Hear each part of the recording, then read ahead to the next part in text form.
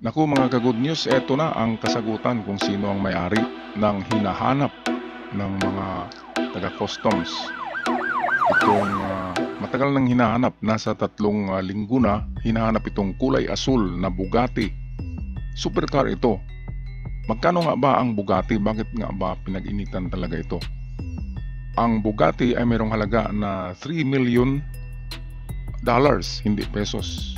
At kung i-multiply natin yan by 70,000 pesos. Ayan, parang hindi kayo maniwala pero totoo. Kasi ang Bugatti ay meron lamang limited edition. Bawat taon ay gumagawa lamang sila ng 5 Bugatti sa buong taon ang kumpanya. Kaya napakamahal ng supercar na ito kasi limited edition siya. So ito na, natukoy na ni Senator Raffy Tulfo ang may-ari nito, kaya tama nga ang sabi ko na dumaan na talaga yan sa custom. Kaya nga lang nagbulag-bulagan ang taga-custom at hindi nila nilagay sa record ng customs na nagbabayad itong may-ari. Kaya nga naipasok ito sa Pilipinas. So ito ang pahayag ni Senator Raffy Idol Tulfo. Blue na Bugatti na may plate number na NIM 5448 ay lumilitaw na nakarehistro sa pangalan ng isang foreigner. Ang Bugatti Chiron ay isa sa pinakamahal na sasakyan sa buong mundo. Ayan. Na nagkakalaga ng $3 million US kada isa. Ulitin Wow. ko po, $3 million US kada isa. Madami na pong nangyari mula nung araw na yun. Panoorin po natin video. Okay, narito ang video. Bugatti Chiron, yung backup niya, G63 Mercedes Brabus. Talagang mayaman ang may-ari nito. Kasi kapag lalabas ang may-ari niya na meron siyang convoy at ang backup niya ay mga Mercedes-Benz. Kaya napakayaman, siguradong bilyonaryo ito. Kaya nga hinahunting ito ng customs at ng kapulisan at ng mga diyan sa traffic.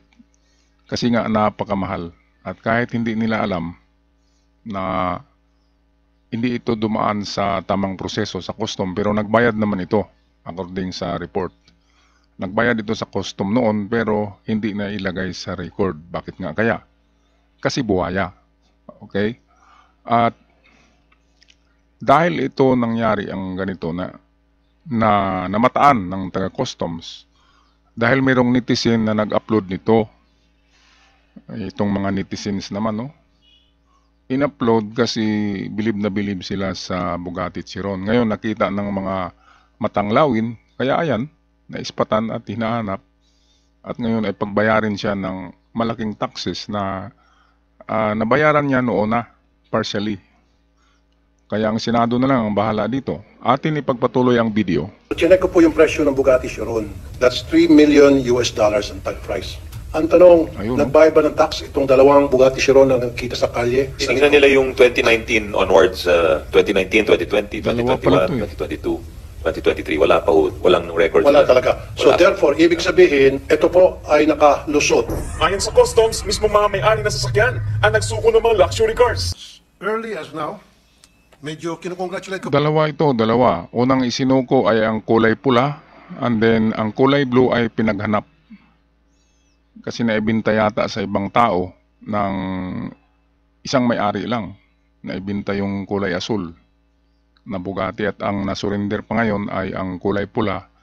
Meron namang papilis ito, merong rehistro sa LTO at merong resibo sa custom. Kaya nga lang, noong nakarang taon na hindi na-record itong kanilang resibo na sila ay nagbayad ng taxes diyan sa customs. Kaya ito, tama tayo na nagbayad nga sila pero hindi na i-record.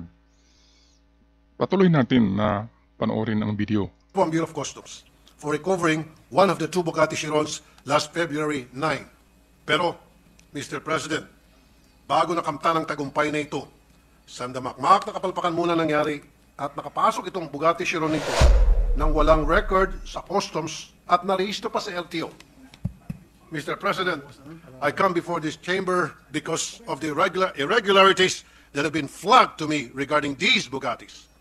Una po, nung ito ay tinanong ko noong Nobyembre kung nagbayad ba ng customs duties ang mga ito, agad akong sinagot ng wala sa records ng Bureau of Customs na ito'y nagbayad ng duties and taxes. Itong dalawang Bugatti. They confidently told me that they looked at the records from 2019 onwards at wala daw talaga. Sa nakita niyo po kanina sa video. They said that before the Senate budget deliberations and they would not say that if they had no basis. Ngayon po, bilang pag-follow up ko sa nangyaring ito, dahil nga may nag-surrender na ng isang Bugatti, aking pong background check ang registration ng dalawang Bugatti sa LTO. Ang blue na Bugatti na may plate number na NIM 5448 ay lumilitaw na nakarehistro sa pangalan ng isang foreigner na si Tu Trang Nguyen. At ang pulang Bugatti na Ayan. In-check pala kasi Nguyen. Ngayon ay alam na natin na ang mga sasakyan na yan ay parang merong anomalya. Kasi alam naman natin ang mga Chinese ay hindi lahat ay connected yan sa tinatawag na Chinese mafia. Kaya mayayaman. Kasi nasa sila, gray side na negosyo. Gray side, muntik nang maging black. Okay, at dito ay nakita naman na may rehistro ito. Kaya nga lang ito hinahabol dahil kahinahinala ang sobrang yaman ng tao na ito. Kaya ay imbestigahan siya sa Senado. plate number NIM 5450 ay nakarehistro naman kay Meng Junzu. Ayan, Chinese pa rin. Dokumentong Parehong Chinese, sabi ko na nga ba na isa lang ang may-ari nito. Kaya kung galing China, alam naman natin na sa China ay ang pinakamalaking negosyo nila dyan ay illegal kapag pumasok dito sa Pilipinas. Kasi nga ang China ay komunista, hindi sila pwedeng mag-drive doon ng ganito kamahal na mga sasakyan. Magagalit si Xi Jinping ng ganyan kasi communist countries. Kaya dito sila sa Pilipinas, nagpapakita ng kanilang yaman, pero meron pa rin anomalya ang ganitong kayaman ng mga turista na pumasok dito. At alam na natin kung ano ang negosyo niyan. Hindi ko na lang sasabihin, baka marinig pa tayo. Okay, so balik tayo kay Tulfo. Sa nila sa LTO upang ito'y marehistro, may kita na itong dalawang sasakyan ay magkasabay na prinoseso. Pareho itong in-import ng Frebel Import and Export Corporation na ang bill of lading ay may petsang December 24, 2022. At ito'y sabay na narehistro sa LTO noong May 30, 2023. Ngayon, ang tanong ko po, paano ito narehistro sa LTO kung hindi ito nagbayad ng customs duties? Ayon sa sinasabi ng mga nakapanayam natin dito noong Nobyembre. Salungat ito sa mga dokumentong sinumiti sa LTO kung saan may kambala certificate of payment ang dalawang Bugatti na ito na in-issue ng Bureau of Customs.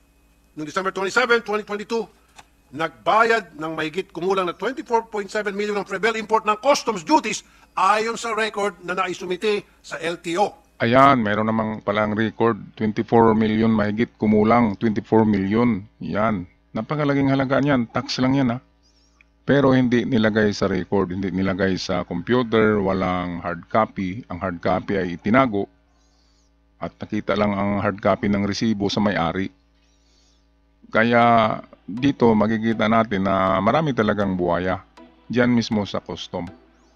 Kasi pinalusot nila, kung pinalusot yan dapat eksaktong proseso para hindi yung may-ari maagrabyado.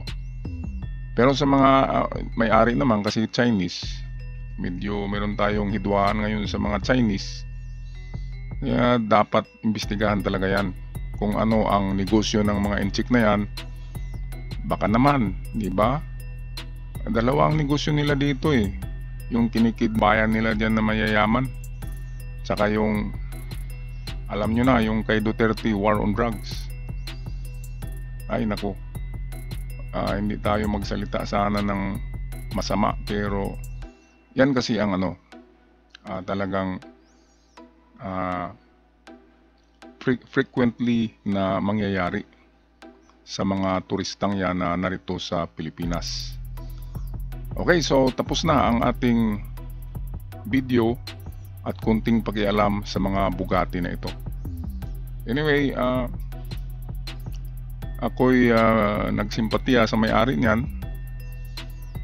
Kung hindi yan nakuha sa illegal ay ako'y nakisimpatiya sa iyo dahil sa nagbabayad ka naman ng tama sa custom. Kaya nga lang hindi na proseso. Okay, so hanggang sa muli sa ating mga reaction video, huwag kalimutan mag-subscribe sa channel para kayong updated sa mga bagong uploads. Paalam and God bless.